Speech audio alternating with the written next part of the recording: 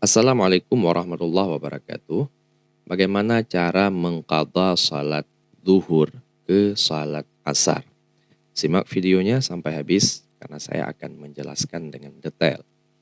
Sebelumnya saya ingin memberitahu bahwa kenapa suara saya agak bagus karena saya menggunakan mikrofon Arimi Kulanzi dan juga menggunakan soundcard F998. Oke, kita lanjut ke pembahasannya. Cara mengqadha salat zuhur ke asar. Kalau dikatakan qadha, itu berarti salat yang dilakukan di luar waktu normal.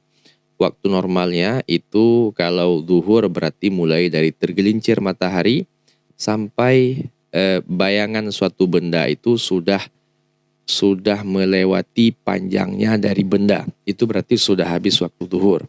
Nah, dalam waktu itu kita tidak melakukan salat, maka kita dianggap tarikus salah, orang yang meninggalkan salat. Entah itu kita meninggalkannya karena sengaja, atau itu kita tinggalkan karena berhalangan. Kalau kita meninggalkan karena sengaja, maka kita dosa besar. Tetapi kalau kita meninggalkannya karena suatu halangan, apa contoh halangan yang bisa ditolerir di sini adalah kita tertidur, tidak terbangun sampai habis jam zuhur, dan tidurnya kita itu sebelum masuk waktu zuhur. Nah, seperti itu. Maka itu dianggap odhor.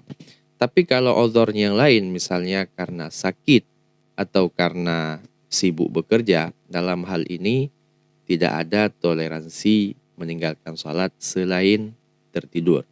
Maka apapun kondisinya, walaupun sakit parah sekalipun, tetap salat itu wajib. Tapi tentunya dengan model salat orang sakit.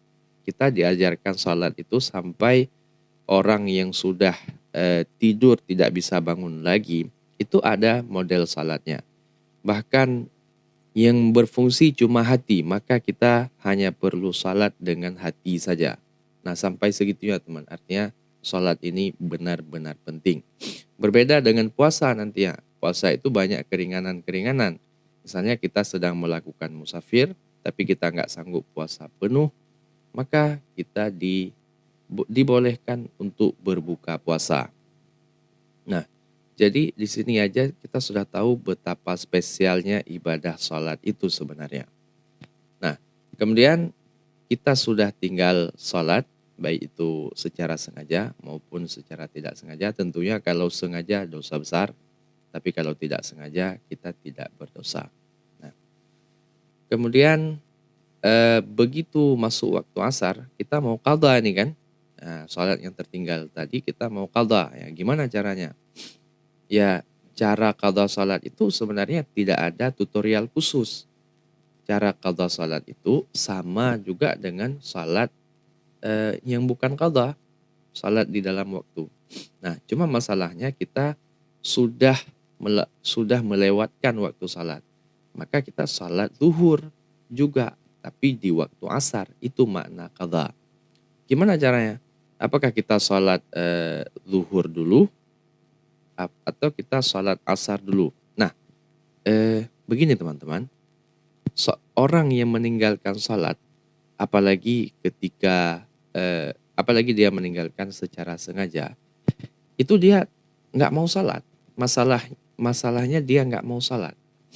Nah, tentu saja kapan dia mau sholat? Ketika timbul kesadaran dalam hatinya. Nah, saat kesadaran sudah timbul dalam hatinya, misalnya kesadaran itu datang pas di waktu asar. Nah, kemudian yang mana dulu kita laksanakan? Apakah asar dulu? Apakah zuhur dulu? Nah, itu sebenarnya dua-dua boleh. Nah, sebenarnya dua-dua boleh karena kenapa? Karena asar dengan zuhur ini bukanlah paket sholat. Satu, sholat dalam waktu memang sudah kewajiban. Satu lagi, qadha. Nah, mau kita sholat qadha pertama, itu boleh. Nah, karena posisinya kita meninggalkan sholat zuhur, ya udah qadha kapan aja. Itu nggak ada yang harus dipilih. Beda nanti kalau sholat jamak takhir antara zuhur dengan asar. Nah, itu baru kita punya pertanyaan ini yang mana dulu, itu wajar. Tapi kalau ini nggak ada saling keterkaitan antara salat zuhur dengan salat zuhur yang ditinggalkan itu dengan salat asar yang ada dalam waktu, itu nggak ada keterkaitan. Masing-masing beda salatnya, gitu teman-teman. Jadi salat zuhurnya berarti qadha, baik kita lakukan di awal sebelum salat asar, atau kita melakukan salat zuhur itu sesudah salat asar. Dan tutorial salatnya sama dengan salat zuhur. Misalnya di niatnya, usalli fardhu dhuhri arba'a rakaati mustaqbilal qiblati qada'an lillahi ta'ala. Nah, di situ kita pakai kata qadha. Qadha. Kenapa? Artinya kita sholat ini qadha. Nanti kalau di sholat normal kan ada alillahi ta'ala. Nah, ini kita nggak baca ada. Kenapa? Karena ada alillah itu artinya sholat yang dilakukan tunai. Sholat dalam waktu itu baru dikatakan ada, tunai. Sementara karena ini di luar waktu, maka tidak dikatakan ada, tapi qadha. Nah, itu perbedaannya. Jadi, oh nanti ada orang sebagian nggak ada qadha sholat. Ya, namanya qadha sholat itu sholat di luar waktu. Jadi kalau kita udah tertidur nanti terbangun. Nah, salatlah segera misalnya dalam hadis dikatakan. Nah, itulah salat qadha. Artinya dia melakukan salat di luar waktu. Itu salat qadha. Nah, ada yang sengaja ditinggalkan, ada yang tidak. Nah, itu kalau menurut sebagian orang ya, ini khususnya yang salafi misalnya, itu nggak ada qadha salat. Kalau tinggal ya udah tinggal aja. Nanti kita tinggal taubat. Nah, enak kali gitu. Enak kali gitu. Kita nggak mungkin gitulah. Seorang yang mau taubat itu, ya, seorang yang mau taubat itu, kalau dia benar-benar mau taubat, dia tunaikan dulu hak Allah Ta'ala. Kemudian baru dia bertobat. Berbeda nanti kalau orang taubat dari zina, itu nggak ada yang bisa ditunaikan. Tapi kalau orang yang tinggal salat kemudian mau taubat, maka qadha dulu salatnya. Nah, dan mau mengqadha salat itu bukti keseriusan kita itu mau bertobat. Nah, gitu. Nah, misalnya gini, seorang pencuri taubat dari pencurinya, itu apakah dia hanya taubat-taubat aja? Tidak, dia harus membayar apa saja yang pernah dia curi punya orang lain. Dia bayar, kemudian dia kembalikan kepada orang yang pernah dicuri. Setelah itu dia bertobat.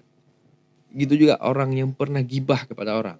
Itu langkah yang pertama untuk dia tobat itu adalah meminta maaf kepada orang yang digibahkan.